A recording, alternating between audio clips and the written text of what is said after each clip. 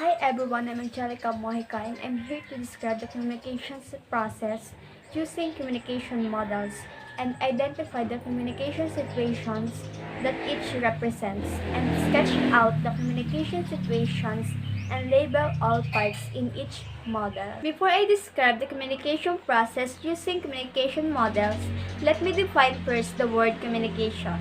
Communication can be defined as a process by which information, meanings, and feelings are shared by persons through a common system of verbal symbols, signs, or behavior. While the communication process as such must be considered a continuous and dynamic interaction, both affecting and being affected by many variables. The communication process refers to a series of action or steps taken in order to successfully communicate.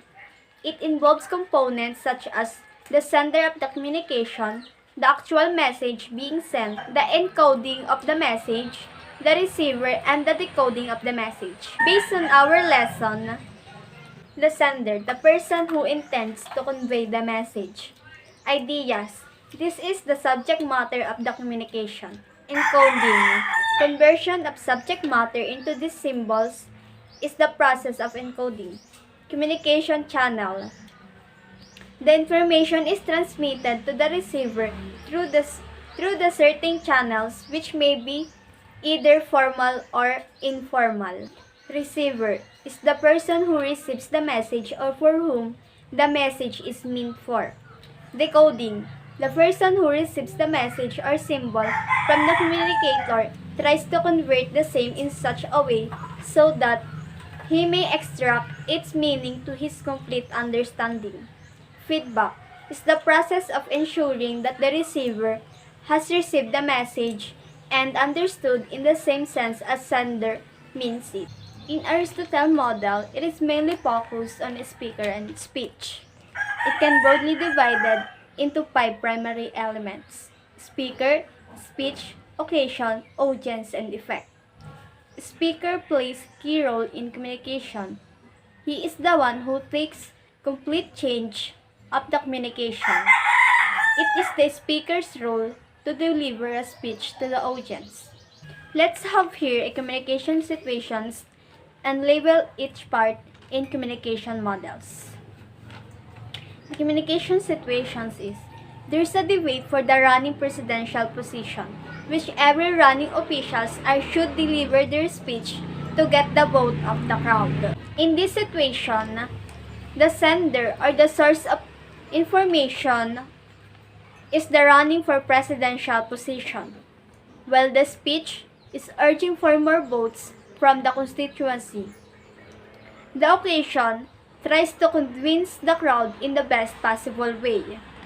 The audience is the crowd or the listener and the receiver. Also, audience is the passive influenced by the speech, while the effect is how the audience act accordingly and emerge to get the presidential position. In Verdo's model of communication, the communication process, source, message, channel, and receiver, where the source are also called the sender, is the one from whom the thought originates. He is the one who transfers the information to the receiver after carefully putting his thoughts into words. It is done with the help of communication skills, attitude, knowledge, social system, and culture. The message is when an individual converts his thoughts into words. A message is created. The process is also called as encoding. And the message could be through content, treatment, structure, and code. While the channel is refers to the medium, how the information flow from the sender to the receiver, and could be hearing, seeing, touching, smelling, and tasting. Receiver is when the message reaches the receiver. He tries to understand what the listener actually wants to convey and then responds accordingly, also called as decoding, while the source and the receiver has the same content. The communication skills, attitudes, knowledge, social system, and culture. It passed through a lot to have a good communication process in Berlow's model, where the speaker and the listener must be on a common ground for a smooth conversion, which is sometimes not practical in the real scenario. The next one is the Shannon and Weaver model of communication. And the communication process is the sender or the information source, the encoder, the channel under of it is the noise, the decoder or the reception, and the receiver or destination, and under of it is the feedback. And we have here the communication situation, which is the businessman said, "We have a meeting at the office at 8 a.m. Goes missing due to the phone network disruption or noise." And the worker feedback, "At what time?" In these situations, the businessman and the worker have not a good communication.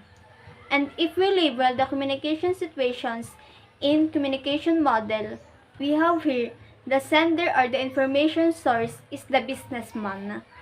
The encoder is the telephone or network company. The encoder is the telephone network company.